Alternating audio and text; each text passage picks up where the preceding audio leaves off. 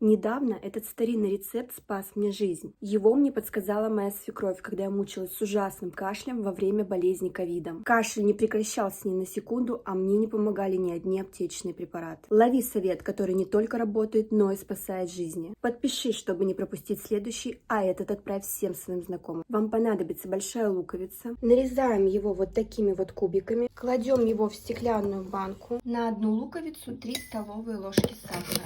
Хорошенько потрясите, и через пару часов лук даст сок. Принимать по столовой ложке каждые 2 часа. Детям по чайной.